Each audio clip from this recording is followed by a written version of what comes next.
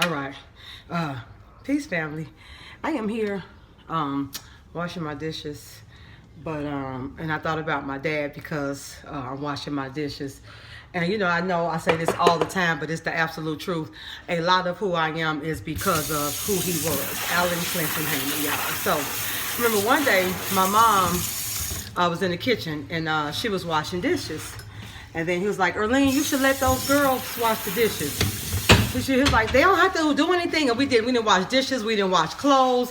I'll come back to that. So he was like, they need to learn how to wash dishes. She's like, well, Al, you don't wash dishes either. So what difference does it make who washes them? And then he said, Erlene, if you continue to do that, they're going to learn to usurp my authority. Now, I didn't have any idea what he was saying, you know what I'm saying? But whatever it was, I wanted to know. So I looked up the word usurp. And I'm like, dang, that was his response. Erlene, if you continue to do this, they're going to learn to usurp my authority. And I don't think what he knew was, at least for me, I knew there was nothing or anyone could have usurped his authority because my father, was my authority. So, but yeah, that's what he was concerned about. And so we didn't wash dishes. We didn't wash clothes. We didn't do anything. So, funny thing, so I went away to FAMU, and I think I told this part before too, until my dad wrote me a letter and told me, he was no longer going to sponsor my $10,000 annual party, so I was to come home. But I went to FAMU, and my girlfriend Nicole, hey Nikki, she was like, Jamila, we're going home for Thanksgiving. You want to ride? I was like, yeah. Bless you, Pooh. I was like, yeah, I'll ride. So I went home, but what she didn't know is, guys, I didn't know how to wash clothes. And so the whole year I was away at FAMU, I didn't do any laundry. When Nicole came home to Chicago, I rode with her. I brought all my dirty clothes. My mama washed all my stuff. In December, when I came home for the break, I brought all my dirty clothes, and she washed those as well before I went back to school. So and then I came back in the springtime or something. I, ended up with some more clothes or something happened, but it ended up, again, leading me to not having to do it. And so I just remember, that whole little thing about we're not going to be any good to anybody because we don't know how to do anything. But the truth is, when it's time for you to know how to do what you need to do, you will know.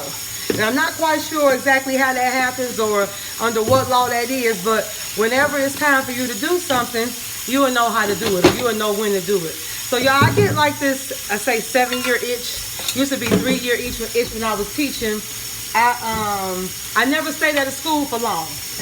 After about 3 years, I think maybe 6 at the longest, something always happened.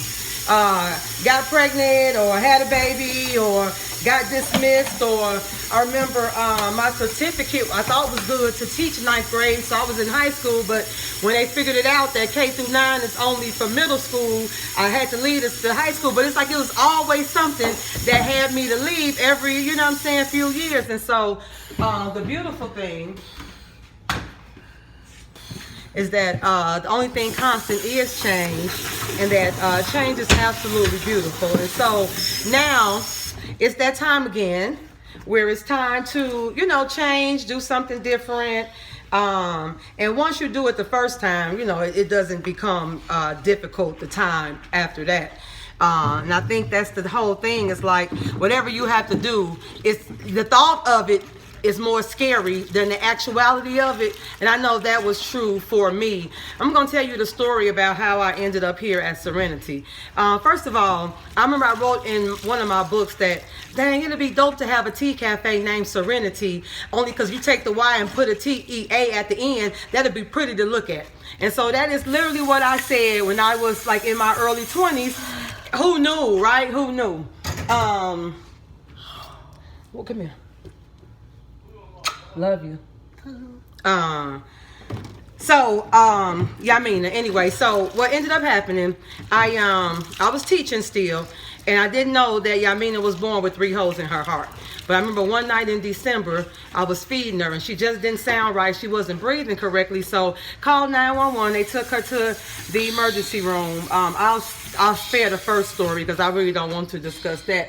But found out when they transferred her again to Christ that, yeah, she absolutely had 3 holes in her heart. And they said, if you had waited even one more night, your daughter wouldn't have been here. And so it's hard to imagine that, you know what I'm saying? But anyway, so we ended up spending 57 days in the intensive care unit. And among that, during that time, I still had like 6-year-old, 7-year-old twins. We were staying at the Ronald McDonald House. Then I had a 14-year-old who was actually in the actual class of the school that I was teaching at that time. And so it was just crazy, crazy, crazy, crazy. So I was doing the best I could to drop them off, to come back, to go to work, and then come back and let her dad stay for a little while, then come back. But really, it was overwhelming. It was absolutely overwhelming for me. And so something had to give. And since I didn't trust anybody to sit with my daughter, like, who am I going to get to sit with her while I go teach? And so I had to leave, right? So I had to leave. Or I chose to leave, or the leaving chose me. I'm still not quite sure how that whole thing works. But so I left, right? I left. And so I remember my clerk calling, my principal called. He was like, Hoop, look, we need you. The students need you. You know, they need you. And I'm like, you know what's going on, but it's hard to explain to somebody, what I'm saying, that the heart-lung bypass machine is in the corner of the room, and that you've had to have a conversation about the what if, and here I am wondering about my daughter and if she's even going to live, and you worried about the students and me coming to teach them. I said, okay, I'll be there tomorrow. And I may have told this story because I just know that this is, anyway, let me just stay on task before I forget. I'll be there tomorrow. So, y'all, I get dressed. And again, I had left Yamina, instructed the nurses not to do anything until I came back, unless it was of dire, need. Put the twins, y'all, and this is so terrible, but I'm going to admit it. I dropped them off on the corner of like 75th and State or 87th and State, and told them, look, y'all, get on the bus, look for your school, look out the window, look to the right when you see your school, pull a little line and let them know you want to get off, and then when you get to the office, have somebody call me and let me know y'all made it, because they didn't have cell phones, you know what I'm saying? So, and I just feel so terrible, like, y'all, I put my 2 7-year-olds on the Chicago Public School bus, the CTA, the Chicago Transit Authority, without ever having ridden with them before. But as a woman thinker, so of course they were okay, and I do not take that for granted, you know what I'm saying? But of course they were okay. And so I got to work, and the clerk was like, well, you back? And I just stood there for a minute at the time clock shaking, because it's never really a good time to leave your job. It's really not a good time to leave your job when you don't have a plan on what you're going to do. And it's really, really not a good time to leave your job when, like, for real, your father just transitioned. You were told not to really make any rash decisions within the year because you would be more, and then to have to just do all this. But the clerk said, so you back? And I said, no. I said, Miss Jackson, yesterday was my last day. And I just left. And I remember I was sad, and I was happy, and I was crying, and I was relieved, and I was anxious, and I just left and went back to the hospital and just sat there with Yamina, and all was well. You know what I'm saying? All was well. And then I remember I went back to that journal. I wrote I wanted to have a tea cafe named Serenity because the TEA would look nice at the end. I also wrote that I wanted to be retired at 40. And so when I look back and I think about like the day that I actually punched out, it happened to be May 7th, which is actually the twins' birthday too. It was 2014. And I was born, December 6, 1974. And so when I looked and did the math, y'all, I was 39 years old, 5 months, and 1 day old, and technically retired. You know what I'm saying? So the irony is that we know what we want to ask for, and we just have to just sit in that, because if you ask it, you shall receive. Simple, right? But I didn't know how I was going to get it. I didn't say, oh, and by the way, make sure it's because because you think I'm going to retire at 40, I'm going to be rich and it's going to have lavish things around me, and I'm going to have a house and a boat and a camper. No, that's not what it looks like for everybody. And so it was amazing how, just like, although I was afraid, had nothing, no plans, and wasn't sure what was going to happen, how was going to work out, I just have always somehow known that everything was going to be okay. And I mean, like, everything was going to be okay. My dad would tell me, he would say, I don't care what it was, if I would come to him crying, someone that hurt my feelings, or like one day somebody broke into my car or something was missing, he's like, well, Jamila, if that's the worst thing that ever happens to you, you're going to be all right. And at first, like everything else he told me, you know, it didn't really register what he was doing. So I come again, Daddy, can you believe such and such and such? He's like, well, Jamila, really? He's like, oh, wow. Well, if that's the worst thing that ever happened to you, then you going to be okay. So no matter what it was, all he always said was, well, if that's the worst thing that ever happens to you, you're going to be okay. And so I take that, like I take a lot of the things that he said, and he would call them old dad witticisms, and I don't know if that's something he created on his own or got from somewhere. Knowing my dad, it could have been something he created on his own, but he would just call them old dad witticisms, you know what I'm saying? So that little stuff, and it just kind of just stayed with me. And so now I just think about, like, when things happen, like, okay, well, you know, if that's the worst thing that ever happens, then I'm gonna be okay. And initially, it's like a what? Like you wanted to pat on the back, a hug, a kiss, a pity party or something. And he never allowed that for me. He never allowed that for me. So my children say I'm emotionally unavailable. And I think that that kind of could be why. And I'm grateful for that. I mean, of course, you still have outlets and people you can talk to about that. But I knew when I went to my dad with a problem secretly, I kind of wanted him to fix it for me. So when I went to him, it wasn't to mope in it, because he was not going to allow me to do that. And it wasn't to have a pity party, because like he said, he wasn't coming to anyone that I planned. It was for me to let me know that I'm going to get out this space. You know what I'm saying? Get out this space. You need to hear what your dad is going to say, and then just let that register. And so just letting it register, everything that he would say. If this is the worst thing that ever happens to you, you're going to be okay.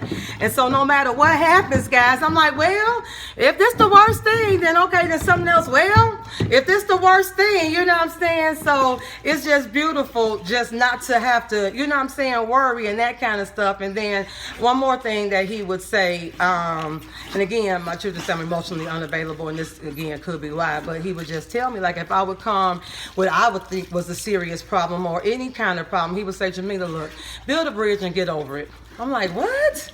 Yeah, build a bridge and get over it. Such and such didn't give you such and such, or you didn't spend. Okay, he said, okay, now build a bridge and get over it. Like, I couldn't wallow in anything. I couldn't, you know what I'm saying, all that kind of stuff. But again, y'all, I'm grateful.